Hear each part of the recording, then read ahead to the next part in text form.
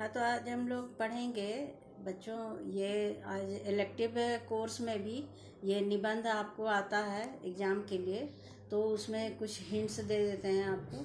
जैसे निबंध में आएगा, बहुत सारे चीज़ होते हैं निबंध के लिए भी, जैसे परिवार नियोजन, सामाजिक छुआछूत का अभिशाप, दहेज एक प्रथा एक अभिशाप, तो दहेज अथवा एक दहेज एक सामाजिक कलंक। जैसे फिर समाचार पत्र में हिंदी का प्रयोग, इस तरह से बहुत सारे आपको ये आएंगे निबंध। मदिरापान एक सामाजिक कलंक। तो ये चीज़ है कि अपने इसको भी ऐसे नहीं लिख देना है कि एक पेज में ख़त्म हो जाए तुरंत और एक लाइन से लिखते जाएं। उसको भी पैराग्राफ करके ही लिखना है। जैसे क्या हमारे लिए अच्छा है, क्या बुरा है, किस उससे क्या लाभ है। जैसे दूरदर्शन है, दूरदर्शन से हमें क्या लाभ मिलता है, फिर दूरदर्शन से हमें क्या हानि होती है, कितनी हानियां हैं। तो उसका भी जैसे करेंगे कि पहले भूमिका लिखेंगे और उसके बाद फिर उसमें उसके गुण दोष सब कुछ लिखेंगे। जैसे कि हम जानते हैं दहेज प्रथा के ऊपर बता रहे हैं कि जैसे कि एक ये है कि दहेज प्रथा कितना हमारे लिए हानिकारक है।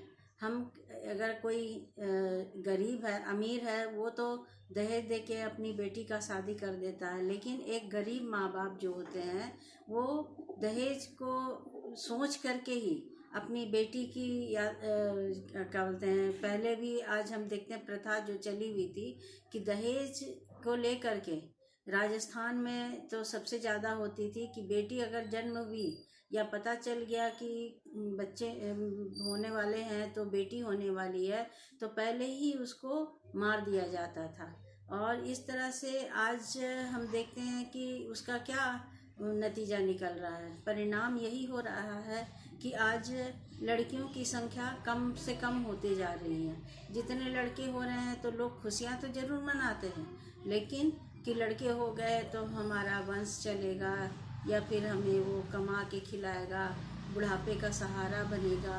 लेकिन क्या होता है, ऐसा कुछ नहीं है। आज हम देखते हैं कि लड़के भी होते हैं, अगर किसी के 4 लड़के हैं तो चारों लड़के अपने अपने जीवन में व्यस्त रहते हैं और उसका जीवन क्या हो जाता है, उन माँ बाप का जीवन जो होता है वो दूभर बन जाता है। कोई भी बेटा अपनी ज़िंदगी में दखल अंदाजी अपने माता पिता का, बूढ़े माता पिता का नहीं चाहता। ऐसा अधिकतर लोगों के साथ देखा जा रहा है। आज बहुत कम लोग ही हैं जो कि इस क्षेत्र में अपने माँ बाप माता पिता को अपने साथ रखते हैं और उनका अंतिम श्वास तक सेवा सत्कार करते हैं, उनकी आज्ञा का पालन करते हैं। आज ऐसा बहुत कम घरों में देखा जाता है। जहाँ लड़के की शादी होती है, उनकी पत्नी आ जाती है, तो वो क्या बोलता है कि अपने पत्नी और अपने बच्चों तक ही सीमित हो जाते हैं। उनकी ही बातों को अपने जीवन का अंग मानने लगते हैं। फिर माता पिता की तो पूरी तरह से अवहेलना हो जाती है। आज कितना ऐसा कांड देखने सुनने को मिलता है कि माता पिता जो हैं वो अपने बच्चों को पढ़ाने लिखाने, एक बड़ा पदवी पर दिलाने के लिए अपने पूरे जीवन का कुर्बान कर देते हैं। अपने लिए अपना सारा शौक़ ख़त्म करके बच्चे के हर शौक़ को पूरी करते हैं।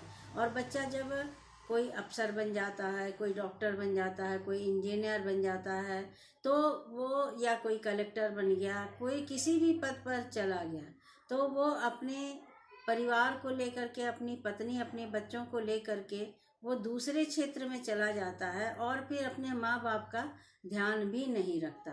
और ऐसा कितने ही घटनाएं सुनने देखने को मिलती है। अभी हाल फिलहाल की ही एक घटना है कि एक बूढ़ी माँ जो एक, भले ही वो उसका बेटा विदेश में काम कर रहा था और वो यहाँ इंडिया में वो अकेली अपने फ्लैट में रहती थी और वो करोड़पति थी, लेकिन अंतिम श्वास में उसे पता भी नहीं चला कि मेरी माँ का क्या स्थिति है उस बच्चे को। और माँ जो है वो दम तोड़ देती है, लेकिन और उसका जो शरीर था वो भी नरकंकाल बन जाता है, पूरे शरीर का हाड़ मांस भी गल जाता है। उसको, उस बच्चे को थोड़ा सा भी जानकारी नहीं होती कि मेरी माँ अब इस दुनिया में नहीं रही है। तो यहाँ ये कितना बड़ा हमारे लिए कलंक बन जाता है। तो ऐसा नहीं है कि हम सब, जैसे कि हम समझते हैं कि बेटी है सो माँ बाप के ऊपर बोझ बनती है। आज के युग में तो बेटी के ऊपर लोगों का विश्वास भी बढ़ता जा रहा है, और जो सुख बेटी में है वो सुख बेटा में भी है। ऐसा कुछ नहीं है कि बेटा सुख देगा और बेटी नहीं देगी। बेटी एक बार भले लेके जाती है, लेकिन वो हमेशा माता पिता का ध्यान रखती है। इस तरह से हम देखते हैं कि दहेज जो है, दहेज प्रथा यदि जब तक हम खत्म नहीं कर दें, दहेज प्रथा की हानि क्या है? लोग मांग तो लेते हैं, डिमांड भी लोग पूरी कर देते हैं, लेकिन मांगने वाले लोगों का कभी भी वो अंत नहीं होता।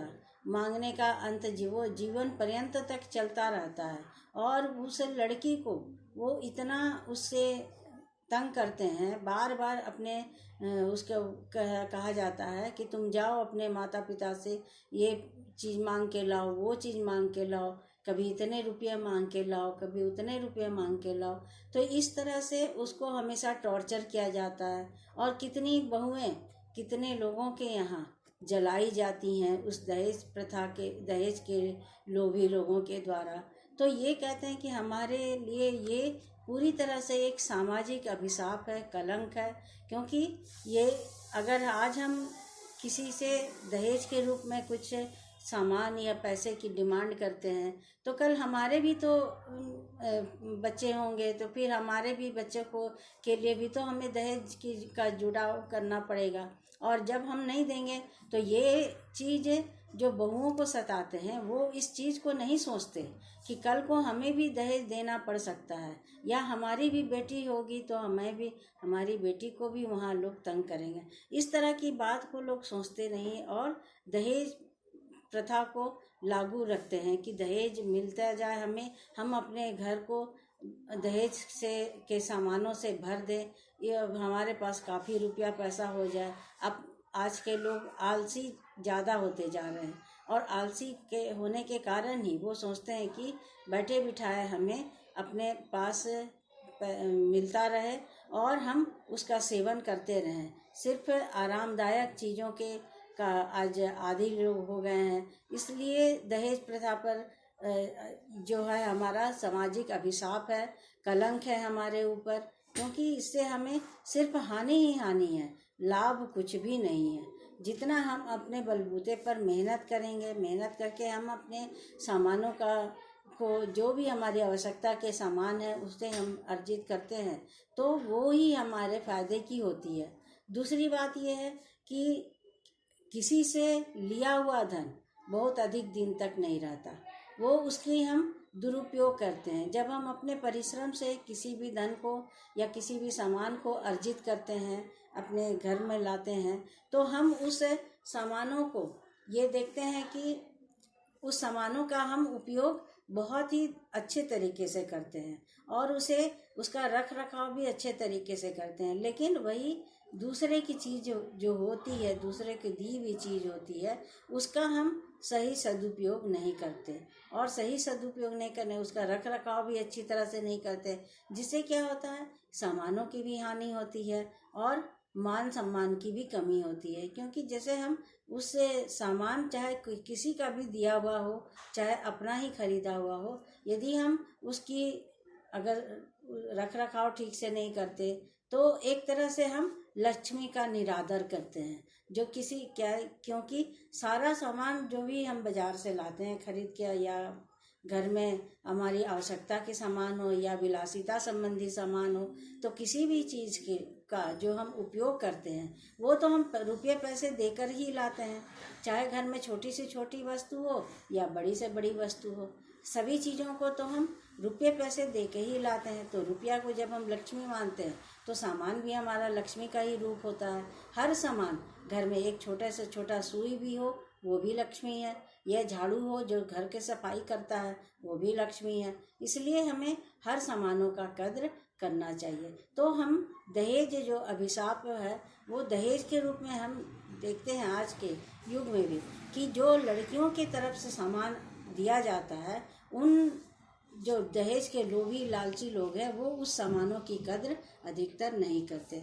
तो आज हम लोग ये निबंध के रूप में दहेज एक अभिशाप, एक सामाजिक कलंक है, ये हमने पढ़ा। अब आगे हम दूसरे दिन दूसरा क्लास करेंगे।